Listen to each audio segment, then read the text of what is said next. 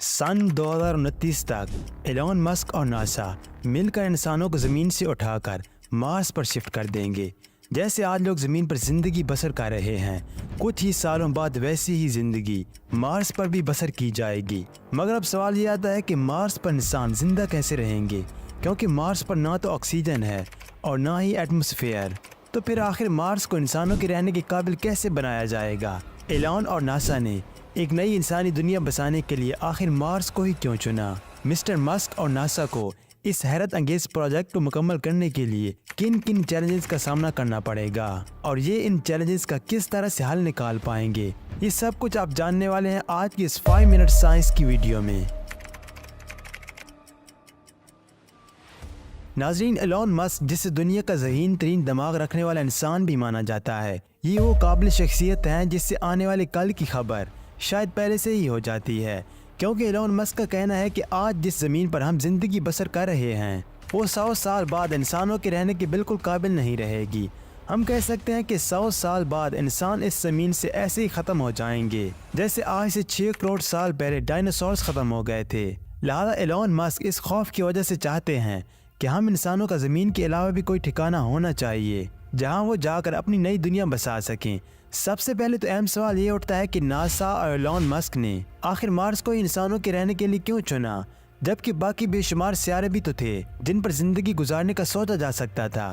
तो आपको बताते जाने कि नासा सन 1960 से लेकर सन 2021 तक अपने कई रिसर्चर्स मार्स पर भेज चुका है। मगर जब सन 2008 में एक रिसर्चर ने मार्स पर लैंड किया तो वो ये देखकर हैरान रह गया कि मार्स पर तो बर्फ की शक्ल में पानी भी मौजूद है। ये मंजर देखकर नासा के तमाम तर साइंटिस्ट खुशी से झूम उठे। लिहाजा इसके बाद मार्स पर मज़ीद रिसर्च की गई जिसमें मालूम पड़ा कि मार्स पर तो एटमॉस्फेयर भी मौजूद है, जबकि इसके कई इलाकों का टेम्परेचर भी हमारी ज़मीन के कई सर्द इलाकों के टेम्परेचर के बराबर है। सिर्फ यही नहीं बल्कि इस सैयारे की घूमने की रफ्तार भी हमारी ज़मीन की घूमने की रफ्तार के बराबर ही है। बस इन्हीं सब चीज़ों को देखते हुए नासा ये सोचने पर मजबूर हो गया कि मार्स ही हमारी स्पेस का वाहिद ऐसा सैयारा है जहां इंसानों को ज़मीन से उठाकर मार्स पर शिफ्ट किया जा सकता है।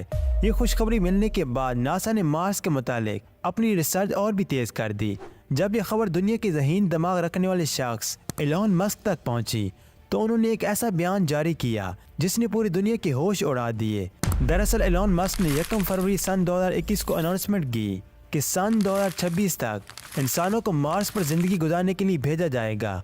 मगर अब हाल ही में उनका एक नया बयान जारी किया गया कि सन 2026 तक मार्स को इंसानों के रहने के काबिल बनाना काफ़ी मुश्किल टास्क है। लिहाजा वो यकीन दिलाते हुए कहते हैं कि सन 2029 तक मार्स को इंसानों के रहने के काबिल बना लिया जाएगा। और ये बात तो हम सभी जानते हैं कि मिस्टर मस्क जिस चीज़ को एक बार करने का सोच लें तो फिर ये वो काम करके ही दम लेते हैं। नाज़रीन, ये बात तो आप सब जानते ही होंगे कि इंसानों की ज़िंदा रहने के लिए जिन चीज़ों की सबसे ज़्यादा ज़रूरत पड़ती है वो है पानी और ऑक्सीजन। अगर हम बात करें मार्स की तो यहाँ एटमॉस्फेयर तो मौजूद है मगर यहाँ ऑक्सीजन बिल्कुल भी नहीं है। इस वक्त अगर हम मार्स पर बगैर स्पेस सूट पहने कदम रखें तो सिर्फ 1 सेकंड में ही हमारा जिस्म छोटे छोटे टुकड़ों में तकसीम हो जाएगा, जबकि मार्स इस वक्त सूरज से 24 करोड़ 31 लाख किलोमीटर की दूरी पर है। अब सूरज से इतना दूर होने की वजह से मार्स पर सर्दी इतनी ज़्यादा है कि बगैर स्पेस सूट के यहाँ एक इंसान चंद सेकंड में ही बर्फ़ बन जाए। दरअसल मार्स का एटमॉस्फेयर इतना पतला है कि सूरज की किरणें इस तक पहुँच ही नहीं पाती। यही वजह है कि मार्स पर पूरा साल शदीद तरीन सर्दी और पानी बर्फ़ की सूरत में रहता है।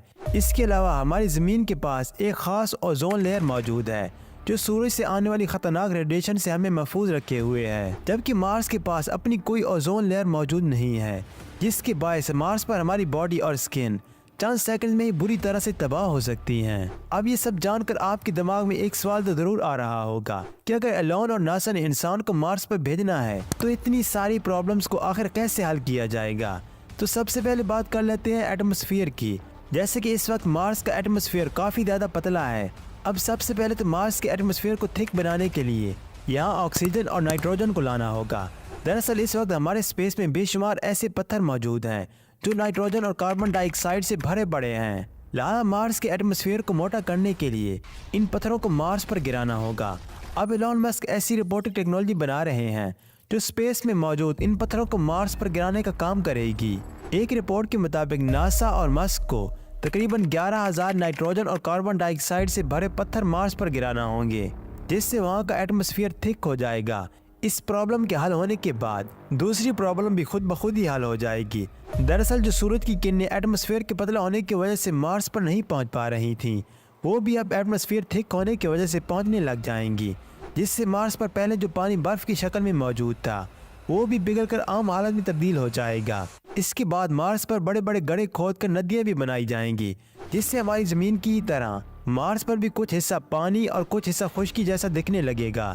یاد رہے کہ انسان ابھی بھی مارس پر رہنے کے قابل نہیں ہو پائیں گے، کیونکہ ان پرابلمز کے حل ہونے کے بعد بھی ایک بڑی پرابلم رہے گی، اور وہ ہے آکسیجن کا نہ ہونا۔ لیکن اس کا بھی حل ناسا اور ماسک نے ڈھونڈ رکھا ہے۔ دراصل اربوں سال پہلے جب ہماری زمین بن رہی تھی تو اس وقت سمندر میں کروڑوں کی تعداد میں بیکٹیریا پیدا ہوئے تھے۔ یہ بیکٹیریا آکسیجن خارج کرتے تھے اور انہی کی وجہ سے ہماری زمین پر آکسیجن وجود میں آئی تھی۔ عام طور پر ان بیکٹیریاز کو سیانو بیکٹیریا کہا جاتا ہے۔